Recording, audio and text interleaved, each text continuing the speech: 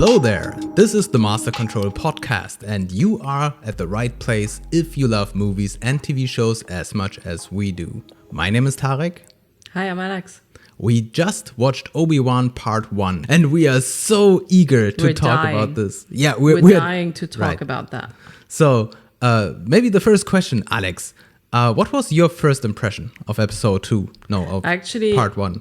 I actually loved it. It was interesting enough. It gave us a little introduction about, or a little flashback about episode 1 up until 3 to kind of put us in the mood and put us in the context. And then after that, it took off with its own story, and it was awesome. I really loved it. Yeah, my first thought was this is very risky because episode 1 to 3 of the old movies, they were very controversial, and a lot of people didn't like it. And even though we can't really skip this history of the series because we are directly jumping into the old storyline, it was very, very cool to see the storyline that led up to this TV show, which is now playing, I think, 10 years from the episode 3, right? It says so. Yeah. And we see little Luke, and he's not a baby anymore. So obviously something like these 10 years passed. And I really think that we finally get some more context about what happened back then after Obi-Wan went out to the desert to protect Luke and have an eye on Luke. What I really liked was this new scene from the Jedi Temple where the clone troopers were killing all the younglings. And this is what you loved? yeah, kind of. I mean, not really the killing part, but it appears to be a new scene that was injected into the old storyline. And maybe intentionally because they are building up to a new plot twist, or they simply wanted to add some more value to this old flashback back then, right? Because there are some of these old scenes that we saw, all of them in the preview of what happened there. But they showed new scenes where the younglings were actually moving away from the clone troopers. So maybe this has something to do with what we are seeing in Obi-Wan now. Yeah, so I didn't really enjoy that one because the fighting scene was mediocre, I would say. I didn't like the female Jedi protecting, so the kindergarten person protecting the younglings. That one felt a little, mediocre in terms of what we're usually used to in terms of fighting scenes from Jedis. Which explains why she's the kindergarten teacher and not really out there. Anyway, she did a bad job in protecting them. Order 66 has been executed, literally. They're introducing the plot, trying to explain why Obi-Wan is actually hiding out on Tatooine. Tatooine, yeah. Yeah, I'm sorry. Why he's hiding out on Tatooine, which is fine. He should do that. I didn't really like how they introduced the situation about why they are on Tatooine. I mean, I do know. I have watched all of the saga. I'm an old person who watched all of the saga. And that was fun for me. But if you imagine now Gen Z looking or watching now Obi-Wan, getting only this okay, so Anakin went rogue, Padme had this awful birthing scene and so on, and why they had to actually really separate Luke and Leia and the purpose of it and everything didn't really come around for my, it's at least my impression. It doesn't really make Gen Z understand, I would say, at this point. So killing off the other younglings and splitting Luke and Leia doesn't give already a proper introduction into the story, I would say. You need to be a little more experienced with the Star Wars universe in order to understand that. So we'll see how they come around to kind of introduce the whole thing. Yeah, and this reminds me that I really felt with Obi-Wan when he was trying to hide and to secretly protect Luke and still trying to be there for him by buying him some toys, right? And on the one hand, it was a sweet Scrap gesture. metal. Yeah, I don't think that was actually scrap metal.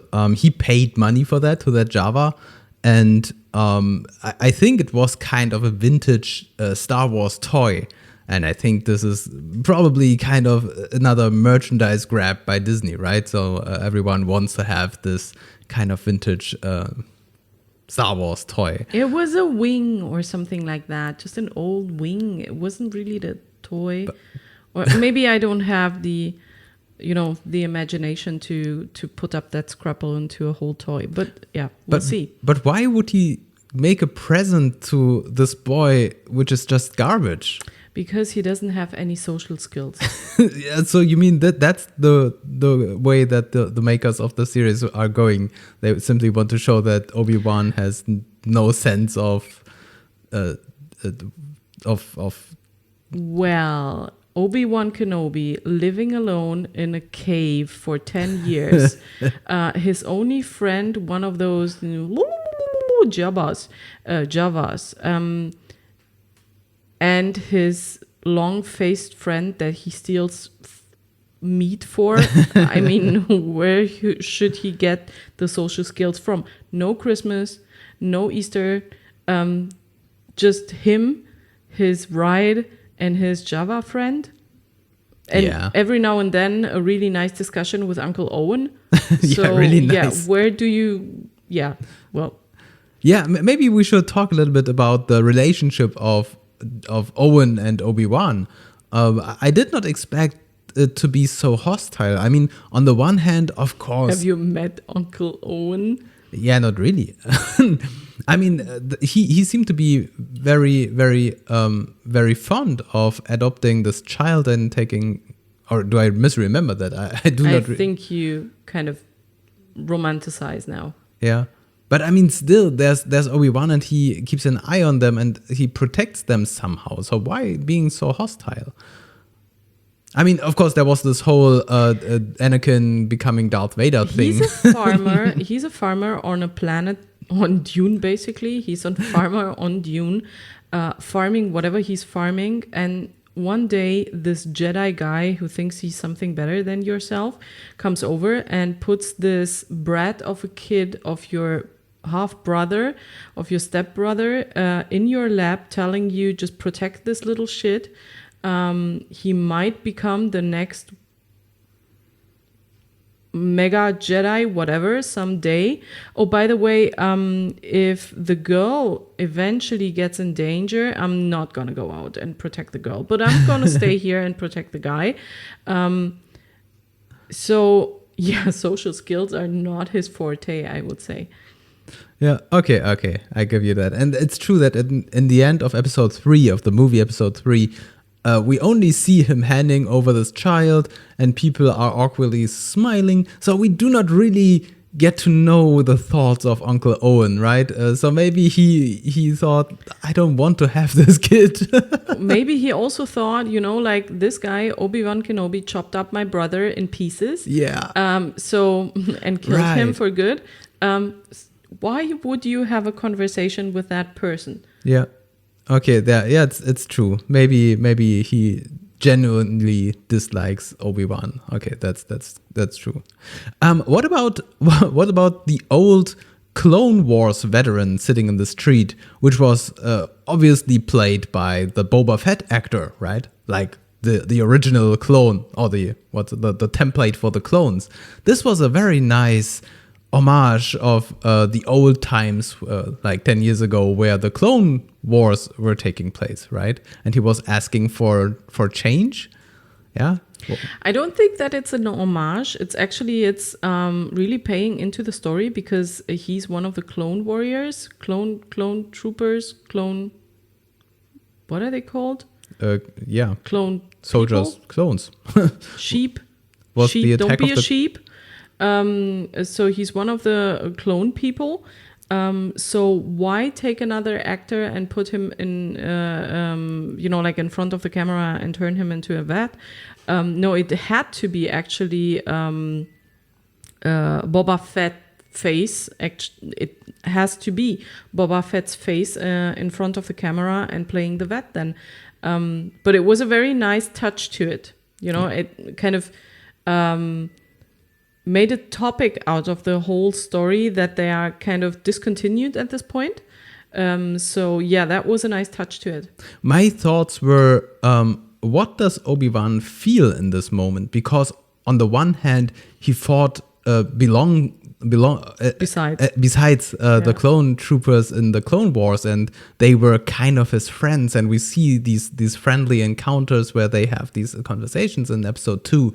But on the other hand, if we remember what happens with Order 66, this face is the face of the army that slaughtered all of the Jedi, and seeing this old clone trooper asking for money and for like mercy for an old veteran, this was really heartbreaking, because I was watching Obi-Wan's face to see if he gets angry or hateful, or what his emotion is regarding this clone trooper. I think he knows that he only followed orders and that he did not act on his own mind, but still he represents the Order 66 and the happenings in the past where all the Jedi were slaughtered. Honestly, I didn't put up that much thought into it. It was just a nice touch to it, and we'll see if they ever reveal their faces again. Didn't think about that too much, I have to say. I was always wondering when I saw the old movies and they introduced the clone troopers, if all the stormtroopers we see in the original trilogy, if they are all clones. But I think the story goes like this, that there was this first generation of clone troopers and they were all clones and mindless clones, but this was only a one-time thing. And after the clone army was like retired or killed, the replacements, these stormtroopers that we know, they are simply people, I think. I'm not sure. Oh, wait. But then again, if we take a look at episode 7, 8, and 9, where we have Finn, this deserter stormtrooper from the First Order, he seemed to be like a regular person, but kind of, what's it called, like mind-washed, trained, bred into the stormtrooper business. So I think it's somehow different to the old clone troopers, and seeing this old clone in the streets being old and then the new fresh stormtroopers marching through the streets, this showed like this generational development, that the new stormtroopers are not the same as the old clone troopers. This was, at least for me, who was not 100% familiar with the Star Wars universe, kind of interesting. I think you're overthinking the whole situation just around one face. But okay. I try to understand and get into this universe and into the details, because I think this is quite a rich universe and I really want to understand what is happening there. And I think there will be some more developments into this direction if we see more spin-offs and more TV shows in this direction. And I think we can enjoy it more if we understand the details. Mm-hmm. But there are also a lot of new characters, which I was kind of afraid, because in the teasers they looked weird. Especially these inquisitors, these three dark. Oh, that one was awesome. Yeah, in the trailer I wasn't sure if I liked them, but in this first episode they really had a strong entrance, right? And not only the characters, but also the actors who played them. They are really menacing and strong-minded. Let's say it like this. Which one is your favorite? Well, my first thought when I saw them was actually, oh, that's Quinn from Homeland. Yeah, awesome, and all of those other movies that I know him from. I don't know the name of the actor. I had to look it up, but then it was like, oh, Quinn, cool. I just recognized him by voice, not by face. Yeah. The face paintings and the makeup are amazing, I have to say. Yeah. I also like this Reva person. Right. She's genuinely pissed off Yeah. which makes it even more interesting to follow her story afterwards. But yeah, I don't even know his name. And obviously the queen from Homeland that I cannot come up with a name, the main inquisitor. By the way, if I need a new job description and coming up with a new title, head inquisitor would be something to go for. Yeah. That was one of my main thoughts. I don't know why, but it's just sexy. Right. We should put this somewhere on the business card. It absolutely sounds great simply to be the head inquisitor. Head inquisitor. Kind of correlates with what I'm doing professionally as well. So I will think about that. Yeah.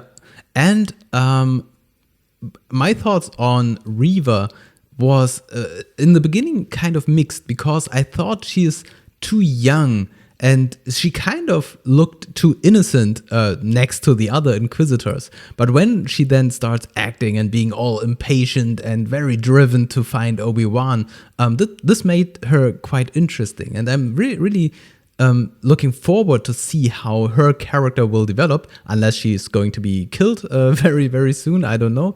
But she was so young and ambition and kind of evil and heartless. But I think that she is going to be maybe the most interesting characters, because there's so much potential for her to evolve into this new main villain person. Yeah. Well, I don't think that she's really evil and or anything. She's just ambitious to follow up on her career. So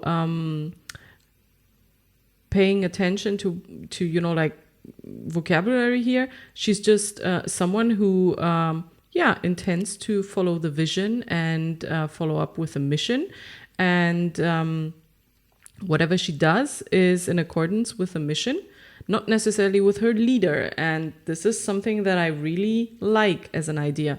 Rather than just blindly follow, she comes up with new ways in order to achieve the mission that she was given to follow actually through.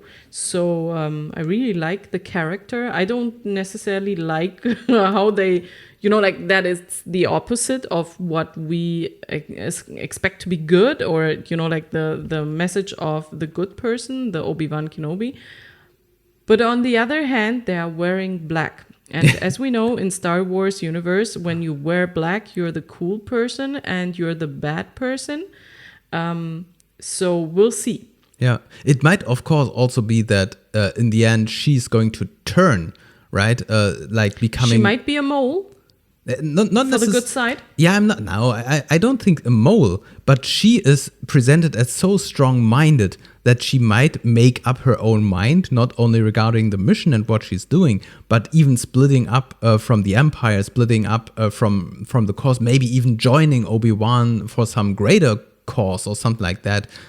We don't know, because as she was introduced, she's not like a mindless like stormtrooper. She's doing things on her own plan and her own course. And so if she is this strong individual, and she reminds me kind of maybe Anakin, right?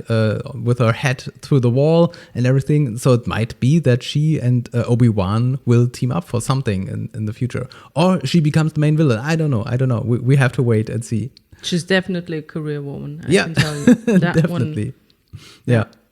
And we saw Alderaan. And this one was something that I was really waiting for a long time, because Alderaan is always teased. We see, of course, Alderaan being destroyed. Spoiler alert! Being destroyed in the old movies. This whole podcast is a spoiler alert. Okay, that's true. Spoiler alert. Yeah, but also we see these glimpses of Alderaan in then the other movies, but we have never seen actually scenes or footage or action on Alderaan, and it's such a beautiful place, and I understand why Leia is so fond of her home world, right?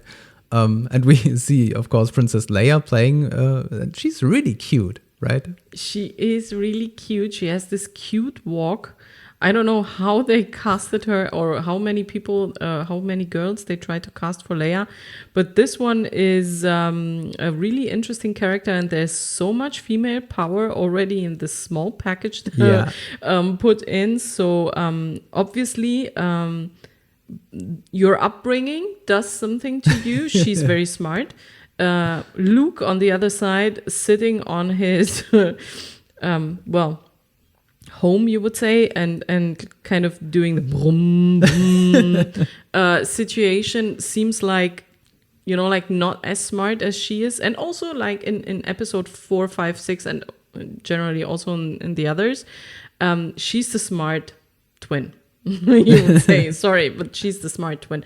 But it also kind of feels like because of her upbringing, because she's really like taught rules and everything and not just mindlessly come here, help me on my farm, which doesn't have to be necessarily mindless, but it feels like Uncle Owen doesn't invest as much in education as Senator Organa does in comparison.